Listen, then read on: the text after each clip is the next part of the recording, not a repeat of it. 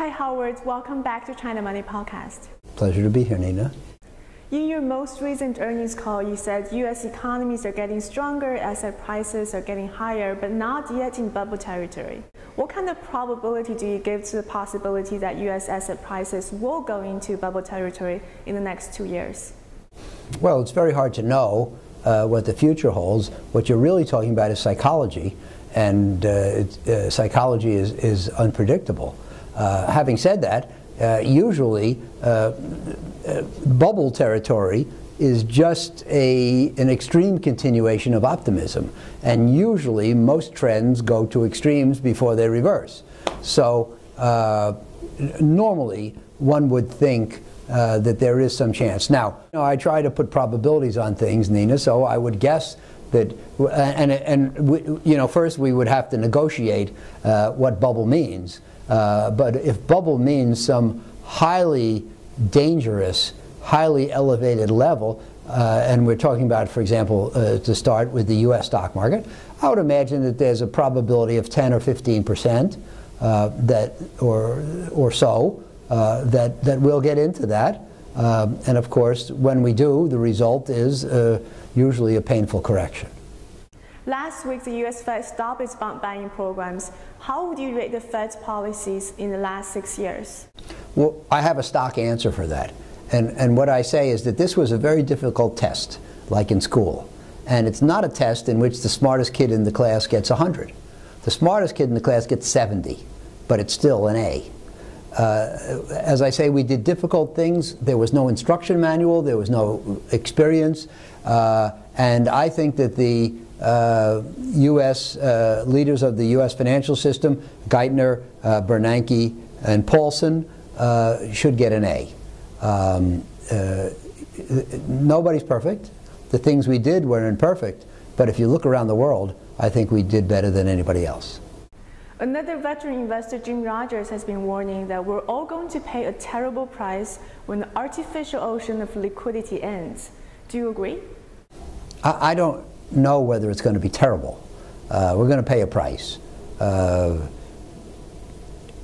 The high degree of liquidity has, as I've said, made everybody optimistic, and everybody has been behaving as if good things are likely to happen.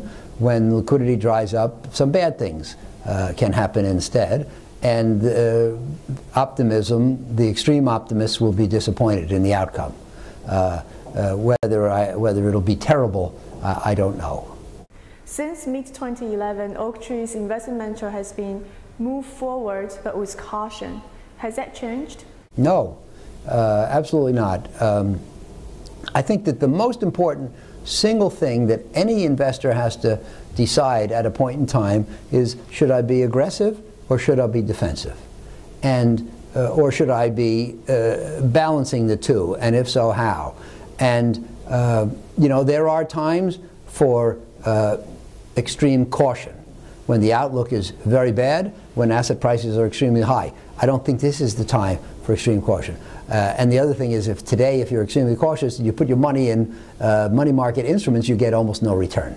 On the other hand, there are times for aggressiveness, when the outlook is great and when asset prices are low. You should be aggressive. This is not that time. The outlook is not great, and asset prices are not on the bargain basement. So we're in between. I think that everybody's posture should be in between. Very importantly, I've described the accommodative capital markets, in which it's easy for companies to get financing. It's easy for them to sell securities at low returns with substantial risk.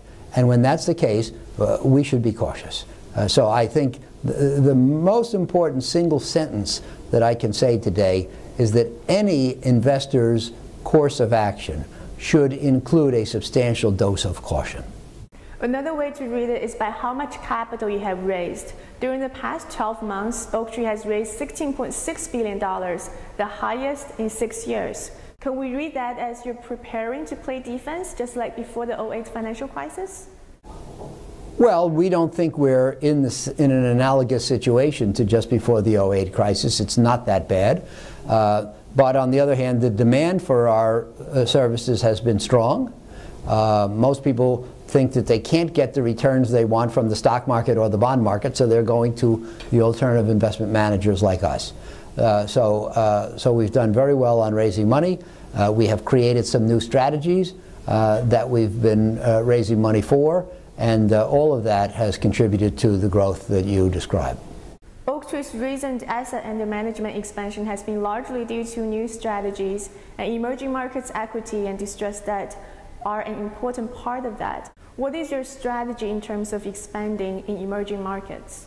Well, the main engine of growth for our activities in emerging markets has been listed equities. And basically,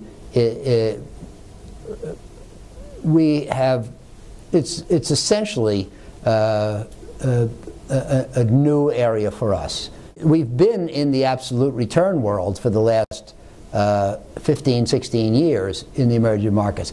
A few years ago, we started to be involved in the non-absolute return, that is to say, open-end, non-hedged.